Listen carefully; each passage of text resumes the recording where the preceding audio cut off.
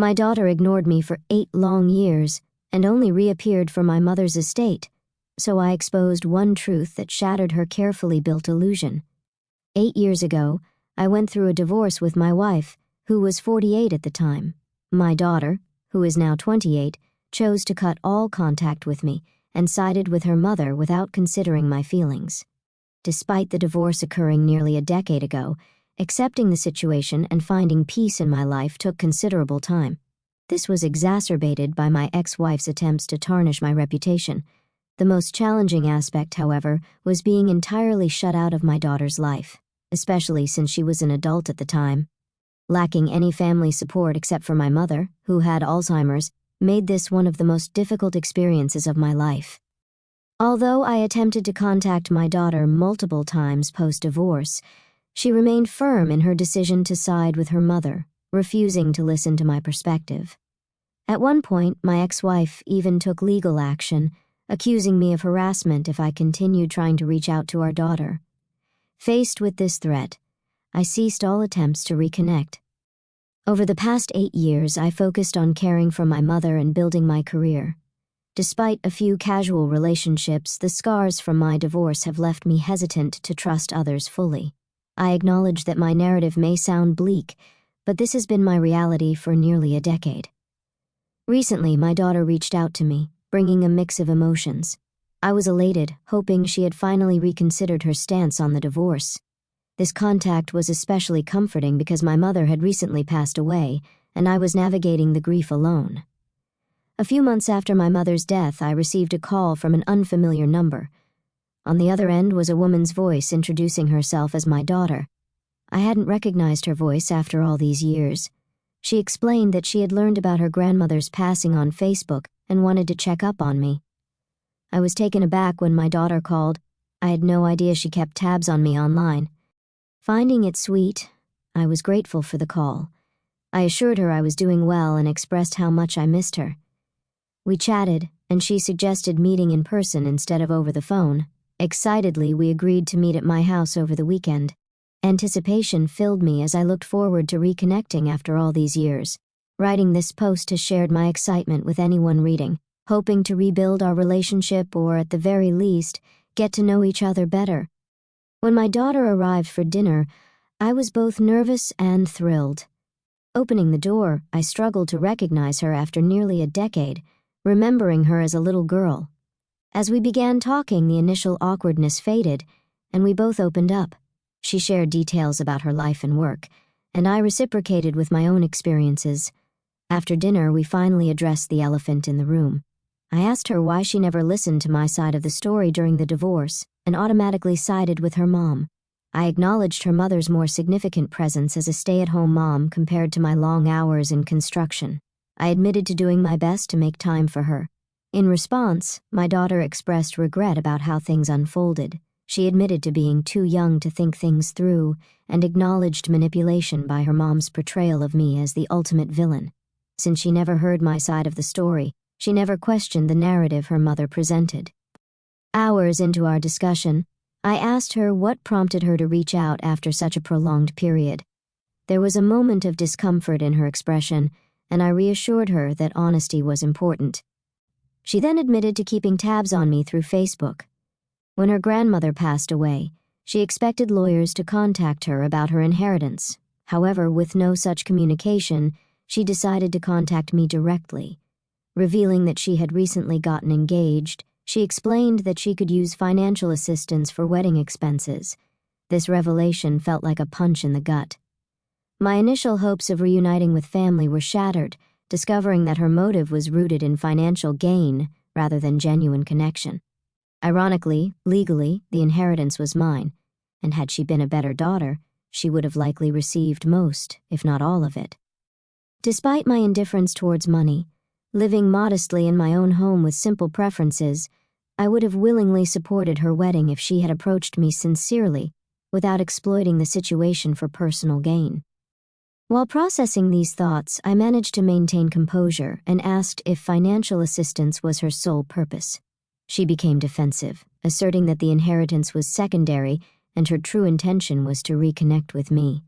She claimed she regretted not reaching out while her grandmother was alive and expressed fear that I would never forgive her for her actions, influenced by her mother's manipulation. Despite her attempts to smooth things over, I could sense the panic in her eyes, questioning the sincerity of her words. I contemplated whether I could forgive her, wondering if her intentions were solely driven by financial gain. Curious about how she knew of the inheritance, I inquired.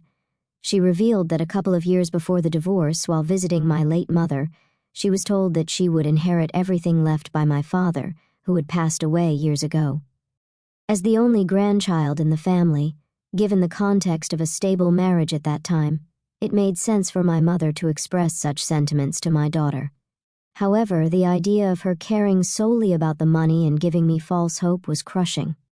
Despite my devastation, I concealed my emotions, recognizing that the only way to test her true intentions was to see how she would react if I told her there was no money to inherit. Inquiring about her expectations from the inheritance, she made a reasonable guess, revealing some degree of premeditation. I then informed her that her grandmother had left everything to me years ago, intending to use the money to start a business, and thus I couldn't assist her financially. Instead, I offered to contribute my own funds, a few $1,000s, for her wedding expenses. The disappointment on her face confirmed my fears. She expressed appreciation but insisted that, as the only grandchild, she deserved a portion of the inheritance. I stood firm in my decision, and her reaction turned visibly angry. She insisted I reconsider, but I held my ground. That's when she revealed her true colors, echoing her mother's words, labeling me a selfish person, and expressing satisfaction that I was alone in life. I looked at her with barely concealed disgust, hurt by her words and not entirely surprised. I interrupted her, stating that I should have known she was her mother's daughter, and that her only reason for reaching out was to ask for a favor. Criticizing her attempt to manipulate me during a time of grief, I found it disgusting, even for someone like her. She tried to say something more, but I laughed in her face, pointing out that if she hadn't blocked me years ago, she would have received my texts about her grandmother and likely obtained most, if not all, of the inheritance. This statement had the desired effect. She looked utterly baffled and inquired about my statement. I urged her to unblock me on her old number so I could resend all the texts that had never been delivered. She complied, and I forwarded messages where I pleaded with her to hear me out. I informed her about her grandmother's Alzheimer's diagnosis, expressing the urgency for them to meet before she forgot about her only grandchild entirely. This wasn't a fabrication. My mother had frequently mentioned my daughter at the onset of her illness, yearning to see her. The inability to fulfill that wish had broken my heart. The audacity of this ungrateful child seeking inheritance was astounding. To my daughter's credit, she looked genuinely ashamed after reading those messages. She apologized, acknowledging her lack of understanding during the divorce. However, she argued that her grandma would want her to have her share of the inheritance, and it wasn't fair for me to deny her that. She expressed a genuine desire to rebuild our relationship, but warned that if I chose to be selfish, she wouldn't feel comfortable continuing.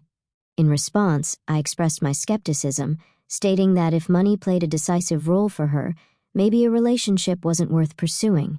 Despite wanting to believe her commitment to rebuilding our relationship, I couldn't at that moment. I conceded to considering another chance at our relationship, but made it clear that the inheritance was not up for negotiation. In return, she shot me a look of pure hatred and abruptly left my house with no attempt from me to stop her. Subsequently, I sought the advice of friends. While most agreed with my decision, one close friend suggested I forget about the money and let my daughter have at least some of it if it meant having family in my life. This perspective lingered in my mind, leading me to question whether I should reconsider and give my daughter a portion of the inheritance. What happened during the divorce? I haven't discussed it in years, but I suppose it can't hurt anymore. My wife and I were married for 23 years, and despite the years, she managed to betray me. Without delving into the details, I discovered she was cheating on me with multiple men. This had apparently been going on for years before I found out. The revelation left me completely devastated, and I coped poorly, resorting to heavy drinking and engaging in destructive behavior. The constant fighting and my excessive drinking made it easy for her to manipulate our daughter into taking her side. After nearly a year of living in such a tumultuous state, and being separated, we confronted each other and ultimately got divorced. My ex-wife, who was a journalist at the time and a local celebrity of sorts, used her influence to try to destroy my reputation, coming close to success. Overcoming the aftermath of the divorce took time, especially with my daughter completely abandoning me. I'll admit that during the period when I learned about my ex's affairs, I was not present as a parent. Even after the separation and for about a year post-divorce, I kept to myself and wasn't there for my daughter. Once I stopped drinking and got my life back on track, my first step was reaching out to her to apologize. However, she refused to listen and blocked me everywhere. I thought giving her time would help, but 8 years later, our relationship has only worsened with time. Now, regarding the other big question about my mom's inheritance, technically, the money belonged to my father. My grandparents, both doctors, invested in properties throughout the city during their careers. Most of these properties were rented out and brought in significant income. My father passed away when I was 21. He left everything to Mom, and all of it remained in her name during my marriage and for a few years after my divorce, while her health was still intact. Right after Mom passed away, I inherited everything as her sole heir. In the divorce, my wife received nothing except alimony until she remarried a few years ago. This was because, at the time, my mom owned everything. So, as things stand, my daughter never got close to owning anything.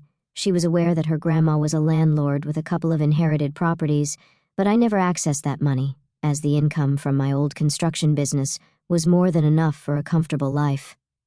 I hope I've answered all your questions. Also, my daughter hasn't reached out to me since that night, and honestly, I don't expect her to. It seems she made it clear that she endured the whole reunion for the inheritance, and now that it's no longer on the table, I don't anticipate seeing her around anymore. I'd be lying if I said I'm not upset about it, but at this point, I've learned not to expect too much from people, regardless of who they are. So, that's that. Thanks to all of you for the support, I appreciate it.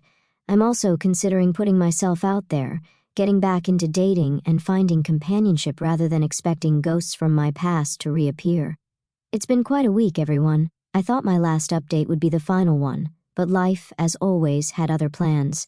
After a long day at work, I returned home, exhausted, contemplating a night out with a couple of buddies to unwind. The doorbell rang unexpectedly, shattering the quiet of my evening. I wasn't expecting anyone, so I approached the door with curiosity tinged with unease.